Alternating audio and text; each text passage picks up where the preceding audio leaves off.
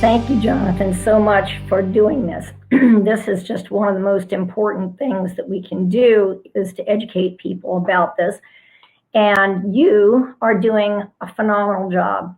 You are the next generation that's going to take this into being a practical, applied thing that we can all use. I'm kind of an old witch, and I've been doing ozone therapy for probably nearly 30 years. So, and I'm just a good old DVM from Georgia. So I absolutely try to make things as simple as possible, and try to make things as economical as possible, and try to make things as approachable as possible, because this is not rocket science. It is certainly something we all can do. So I wanted to just go through, because you had asked me, Jonathan asked me originally to do a little bit about cancer therapy. So I wanted to include that in some of these clinical observations as well. Before I do that, I wanted to answer a question somebody had about getting us to racehorses. I had a lot of drive-by ozone cases that would get pre-race ozone, both thoroughbreds and standardbreds.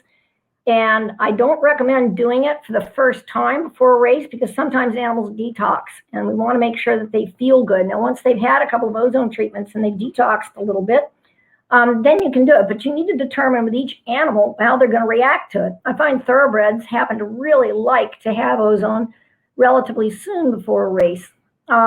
If you give it to a standardbred, sometimes they feel so good and so relaxed that then they'll just go to the races and say, okay, I'll just see you guys at the end of the track. I'm going to take my time here. So again, you got to determine how each animal responds before you say to somebody, that they should have a pre-race or whatever. Sometimes they like it within 8 hours, 4 hours, but sometimes they like it the day before. So anyway, figure out your animals to do that. All righty. So when we talk about cancers and such, we want to know about why this is happening. There is a huge increase in toxins and processed feeds for horses and dogs, lots of pesticides, lots of vaccines, lots of wormer. But also animals are living much longer, so they can start to manifest genetic changes or genetic dysfunction that would probably not manifest itself very quickly, or before an animal would get old.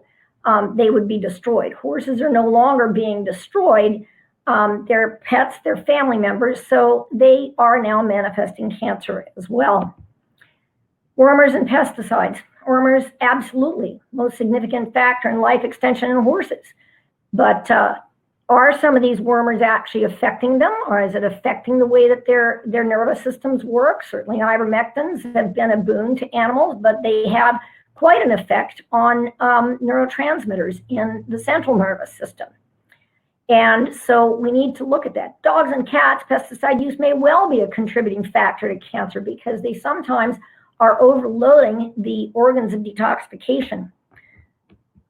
So horses have a relatively natural diet, not so much anymore, because we have a lot of genetically modified things. There are toxins in their food as well, but generally eating grass and hay and grains, they were not as commonly getting cancers. I think the biggest culprit here may be heavy vaccination schedules that are now standard, but they've only been recently instituted in the last 10 years or so. And 1 or 2 generations of some families, but up to 7 generations in others. And when you stress, and we also tend to vaccinate pregnant mares, when you stress mares and you stress gestating mares, you can create reactive immune systems in the offspring. So this is a very important thing. Dogs are much farther down the road into multigenerational vaccination and processed diet. Margot's dogs are examples of animals that don't have those stresses, and they're insanely healthy. And they also have a very insanely healthy microbiome, so that she can use them as microbiome transfer donors. Is this a true increase in neoplasia? Absolutely. And is it a true increase that we are seeing in younger animals? Absolutely. I mean, for me to have a horse, one of my examples, a horse named Lost in the Fog, pretty sad name for a horse that ended up as a 4-year-old having a splenic lymphosarcoma. I have another animal, a 9-year-old, that has a lymphosarcoma that manifests itself in his laryngeal lymphatics. Now, he was treated very aggressively with ozone and has gone completely into remission, much to the chagrin of the university. So anyway, this is a very significant change, I think. We never saw this when I first started practice. Internal neoplasias are certainly underdiagnosed, underreported, because horses don't get posted when they die very often. So the numbers may be even higher, but the incidence of lymphoma, lymphosarcoma is significant. And precancerous conditions, autoimmune diseases, are just no longer rare. We were taught in school when I graduated, 40 years ago, we were taught in school that these things were real zebras. They're not zebras anymore. Horses are most frequently diagnosed with external tumors like sarcoids, squamous cell carcinomas, melanomas. I had a mare that lived till she was 36 that I took melanomas. We don't know what she pooped out of. She had a basketball underneath her tail. She had prescapular lymph nodes the size of cantaloupes. Her whole chin and everything else was all filled with these. Her lips were filled with melanoma. She lost an eye at 16 to melanoma and foundered because she had internal melanoma that had burst into her peritoneum. She was also diagnosed with Lyme disease. And so I was concerned because I had taught someone to do ozone therapy, and they had treated a horse that had massive poundage of tumor, but it had been to the university and had been suppressed with a great deal of steroids and such like that. And so when he gave the horse ozone, the horse probably died of tumor necrosis shock. So he was very gun shy after that, obviously. But I was a little concerned for my mare about giving her ozone for Lyme disease because of the literally probably 40 pounds of tumor in this horse. I did, however, do it because she was going to die. So I started treating her at about 30 for her melanoma. And all the ones in her lips went away. All of the ones in her tail had, some of them as big as tennis balls, had eviscerated themselves and started to drain.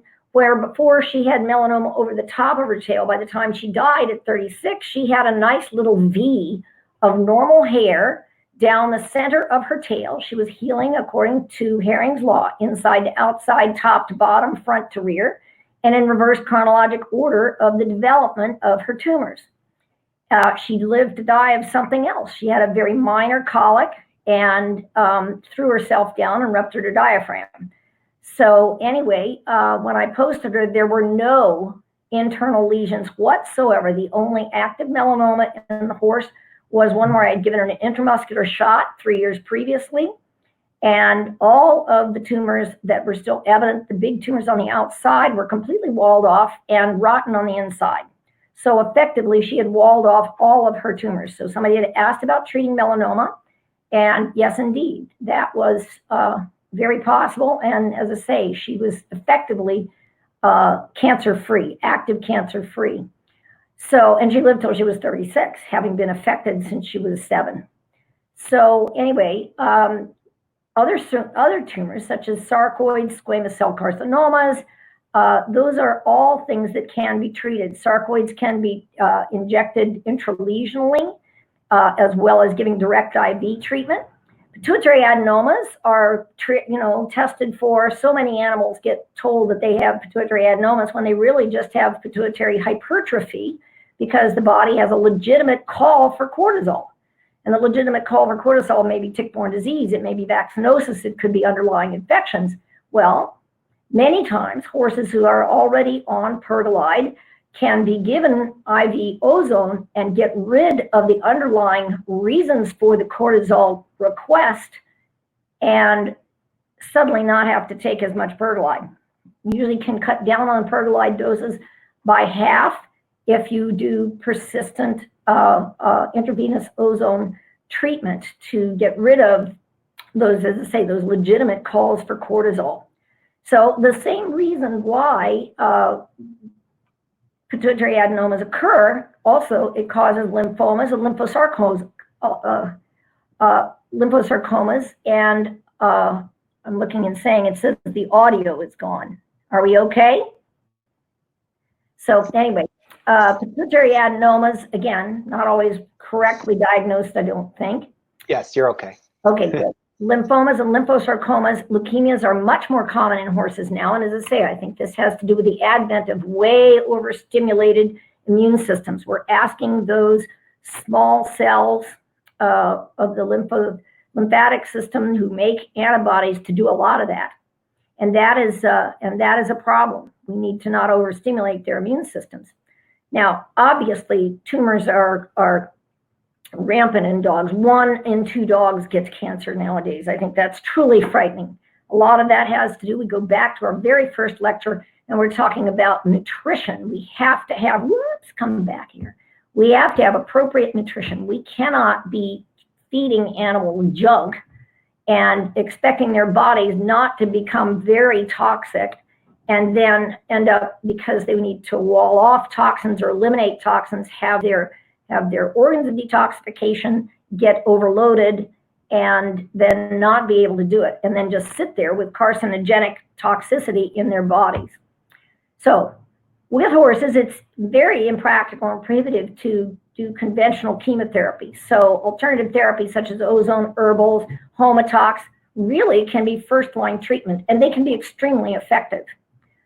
So again, palliative care, pain control, offers of euthanasia, those are the things that conventional medicine tends to offer for the treatment of cancers. And I think an awful lot of animals die preemptively. And this is a really sad thing because they can absolutely live with good quality of life. My practice name is always helpful, and I'm a firm believer in the Hippocratic Oath, and that I like to first do no harm.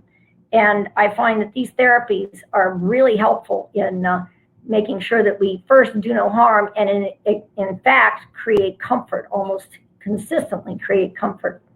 So suppression with medications is problematic with horses. Sometimes it's cost prohibitive. So oftentimes we have a significant opportunity to treat horses with cancer without conflict of therapeutic effects of the overuse of anti-inflammatories. Because ozone is an incredible anti-inflammatory. Many times you don't need to have those things. But you can also do integrative care, and this is something that's really, really important. With dogs, I have, and cats, we have a lot of interaction with the referral hospitals, and we many times have very old animals that may have terrible kidneys or bad livers or whatever, and we can prepare them for chemotherapy in such a way that they don't suffer so from the effects of their chemo. We also find, especially with ozone therapy and Wave treatment and with Beamer treatment, that we can oftentimes cut the dose of chemotherapy needed to be effective in half or more. I have a squamous cell carcinoma, like the one that was in the first lecture, in the nose, where the dog actually ended up looking like a dog or a pig that had bitten down on an explosive device. The whole nose just completely turned itself inside out, just exploded, and the whole end of the nose was affected, and it looked like he wasn't going to have any nose holes or any sinuses or anything else. However, with ozone therapy and Wave and treatment like this, with 1/3 the amount of carboplatin, this dog has now regrown the whole left side of his nose, has a black nose with a nose hole, and the right side is closing up, and the lesion is only about the size of maybe 3/4 of his nasal planum. So anyway, it does make a difference. So alternative cancer therapy, homeopathy are often much more accurate and effective forms of treatments for horses. We can do very good intakes on them. They usually have fewer genetic causes of cancer. And we can oftentimes figure out what causes of inflammation are in their world. So, and they live long enough to allow a cure. So this is very nice. And Chinese and Western herbal preparations, the cost's not prohibitive. Yes, Jonathan. Yeah, so I got an interesting question from Kayla. She asks, I know that many oncologists recommend no antioxidants during chemotherapy, although I still have them and use to have no issues. What about ozone? Have you worked with oncologists that have a stance on this treatment in conjunction with chemo? Well, I've tended to not talk at great length about the fact that ozone therapy is such a nice anti-inflammatory, and talk mostly about the fact that the majority of our chemotherapeutic, other than some of the cell therapies, our chemotherapeutic drugs are, vicious oxidants. And so they kind of like the idea many times that if we're going to use an oxidant to kill cancer cells, then we're just going to help them along in what they're going to be doing. We have to be very careful. I strike a deal with most of my oncologists that if they will let me prep the animals with nutrition and antioxidant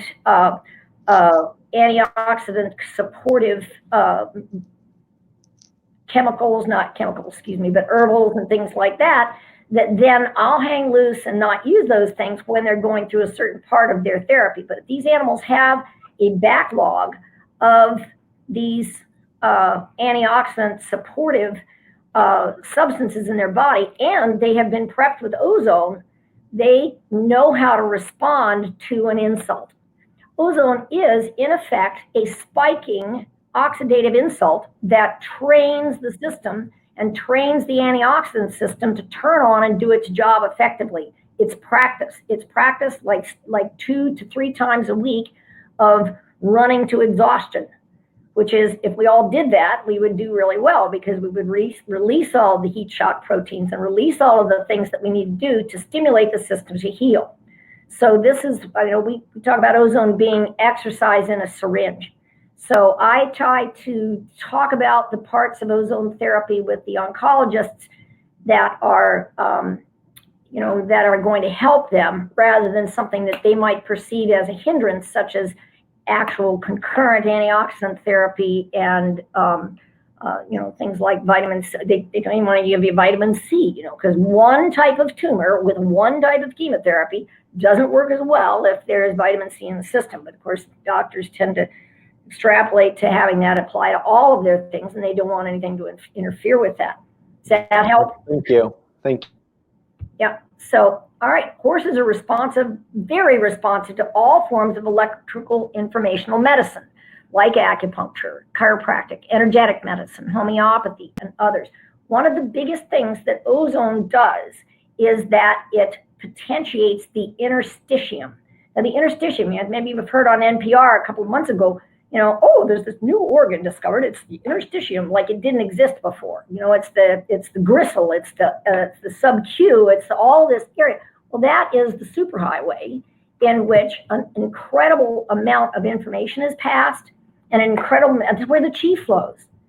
And fascia is a piezoelectric substance that when it moves, it generates energy. Well, it needs to generate energy. That very simple area needs to have oxygen. It has to have where you want to have chi, where the chi flows, the blood goes, but blood is the mother of chi. So let's make the blood more effective. Let's have it do what it does, which is when ozone touches a red cell and gloms onto one side of it, well, guess what? That red cell gives off a magnesium ion. It then vasodilates. It lets that red cell get more flexible. It goes into smaller vessels, and it gives off its oxygen more readily than it does if it doesn't have a single oxygen having touches it. Somebody asked, how quickly does it diffuse in the blood? It diffuses incredibly quickly in the blood, and it's impossible, as the previous lecturer said, it's impossible to embolize an animal with ozone or oxygen because it dissolves so quickly. So anyway, all of these things work really well. One of the reasons why they're so sensitive to energetic medicine is the fact that they are prey animals. So they have to be very aware of subtle electrical changes. So this is very, very important, to realize how effective ozone can be in animals that are otherwise very expensive to treat. So, and they also can take direct intravenous therapy very, very easily. I will tell you, I treat every horse that walks through my office gets ozone. If they're coming in for a Coggins test, they get ozone. They have chiropractic, acupuncture, they get ozone. And it's because it facilitates and makes everything I do work better. I use ozone and beamer therapy together. That's a double whammy for making the microcirculation work. So these are very, very effective things. So just these examples. Misty was my horse that I told you that had the melanoma. Kate was another horse that I got my gallbladder out a couple of years ago, and the horse decided to colic. At that time, New Bolton Center was shut down with salmonella. I couldn't take her to surgery. She was toxic. She was a mess. I couldn't hold her still with drugs. I got her to stay still long enough to get a dose of ozone into her. And by the time I put the fourth 60 cc's of ozone in her intravenously, she just stopped being painful, walked over to the feed box, and said, "Where was dinner?" So then she managed to have minor colics a couple of years along. She, at 26, however, decided to have another major colic. And this time it wasn't going to go away. And so I did euthanize her and sent her to postmortem. And she had, with nothing more than a couple of ozone treatments and a few homotoxicology treatments, had survived for 6 years with a strangulating lipoma through which 5 pieces of gut had gone. And the pathologist said he had no idea why that horse was comfortable and functional. And she was indeed very much so. Lord Snooty was a horse that had very severe COPD, and he had a third-degree heart block. And with chiropractic and ozone, his heart block, which was probably caused by a viral cardiomyopathy, resolved, and he did not need a pacemaker. Uther was another horse that lived with melanoma for many, many years, be getting ozone treatment on a regular basis. Hoffman was a horse with a massive eye sarcoid, very much like Margot's horse had, where we got together on this. And he did extremely well until she moved away and was no longer able to be treated. Flip was a horse that had a lymphoma that ended up in his spinal cord, but he ended up staying very functional for nearly 3 years. Pony is a nearly 40-year-old animal that was treated for multiple infectious diseases, and he's still doing trick work. And then Hechicero was, this is one of the most wonderful ones, is a very wonderful Andalusian stallion with a massive transitional cell carcinoma in his bladder that was scoped and biopsied, proven to be one. And he was treated 3 times a week with intravenous ozone. He never had his bladder insufflated. And in 6 months, that thing was scoped again. It had gone down to nothing but a scar, and he is still alive, and that was 10 years ago. So obviously, we can do something with these with ozone for these animals that supposedly have dog food diagnoses. Small animals, integrative care far superior. Ozone plays well with all of them, just about. And as I say, reduces the amount of chemo. Supportive care is a must. Much longer survival times with dramatic improvement in the quality of life, mainly through the pain control of, this just makes such a difference in their discomfort. So anyway, this is a big thing. All right, principles adapted from, the HEAL Biotherapeutic Index. This lecture was for a HEAL program that we did. But indeed, as our first lecture said, stop the insult. Stop the things that are bugging the animal. Feed it better food. Organ support, cautious mesenchymal drainage remedies. Make sure that the organs of detoxification work. If you are going to create a detox with ozone, you better have some organs that can handle it. And then there are other recommendations for the homotox remedies that are useful in working with animals, but this is not really the point of this lecture. Treatment principles. This is a more esoteric idea that will help you, just along with, as Joaquin said, this is going to help you to know where and how to use ozone. Animals come to you with the genetic makeup, conformation, early injury and illness, things of that variety. You can affect physiology, emotions, and mechanics. And you need to address all of those in that triangle. That's your realm. It's all determined, however, by the mission of the animal. Why is he here? Who does he belong to? Whose pet is he? What lessons does he have to learn? And what lessons does he have to teach? You need to pay attention to that, because that may change how you treat that triangle. And believe me, even though it looks like genetics, conformation, early childhood injury, and illness are written in stone, they are not. That is one of the most labile portions of this diagram, is that bottom thing. You can keep genes from expressing themselves. You can change conformation with moving mechanics around, and you can obviate inappropriate compensation for injury, and you can resolve illness and get rid of scar if you intervene appropriately. Yes, Jonathan? Yeah, just 5 minutes here.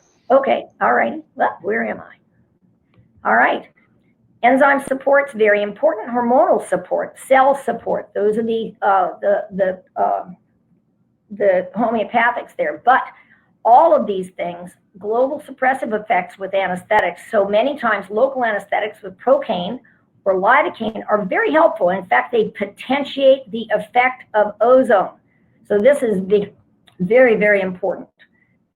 Herbals are incredibly important. Ozone makes things work better. Sanawave, which is Dr. Al Nunez's great gift to the world, which is a combination of radiotherapy, electromagnetic therapy, and hyperthermia, really can, and with ozone, it's dynamite together.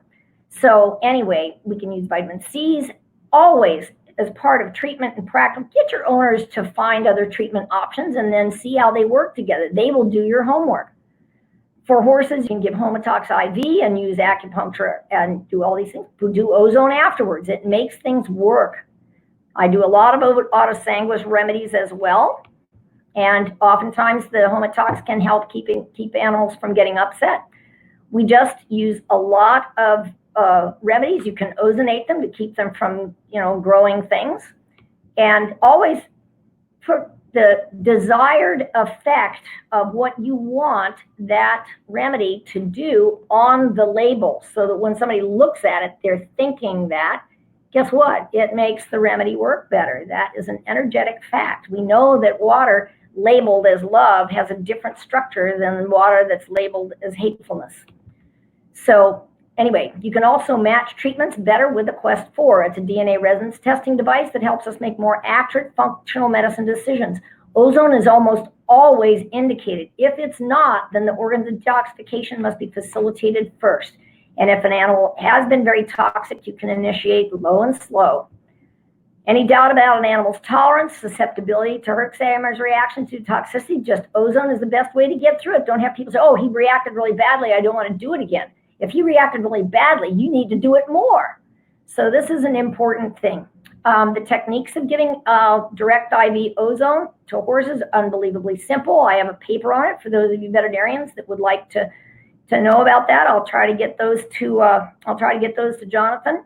And then again, 2 cc's per second is how fast you inject it, but very important to strip the vein a few times during treatment so the jugular doesn't fill up and bubble up towards the head. If it goes up the jugular and bashes them, at the Viborg's triangle, they sometimes throw their heads up and get very upset. I have never hurt a horse with an IV injection, knock on wood, with an IV injection of ozone. I have other practitioners and clients who've given ozone who have. Good technique, who have never done it. And again, it's just a matter of paying attention. So I want to have you know, it's very safe if you do it right. The incidence of intravenous ozone-causing problem in people in Germany over millions of treatments was about 0.000005%. That's less than intravenous saline. So anyway, I like to listen to the heart rate of horses. Athletes with first-degree blocks can go with such low heart rates that they can faint if they get their blood pressure down too low or their heart rates go too low. Because remember, heart rate's determined by cardiac oxygenation, and that's what you're doing. Slight colic reactions due to interferon release and increased parasympathetic tone can cause gut contraction, a little bit of pain. Give them a little rescue remedy, nuts vomica, walkabout. Don't suppress that reaction with Banamine. That reaction is what you're looking for, is for the animal to get on the stick and go after things that it needs to go after. Rectal ozone, in my experience, is as effective as IV ozone for dogs and cats, infinitely easier, And as I say, red rubber French catheters, easy to pass, well tolerated, easily cleaned and reused. And please make them poop before their treatment so they don't get very uncomfortable when you put the ozone in. Always lubricate the catheter, go slow, wait for the sphincter to open, no force.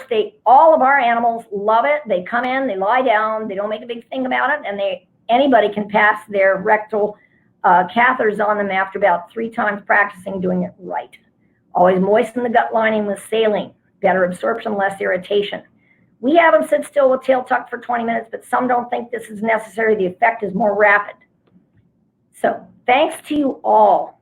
And thank you to Jonathan for sponsoring this and making quality, affordable machinery available. And I want everybody to go buy a machine and go home and do this. This is not hard, and I am here, and others are here to help you.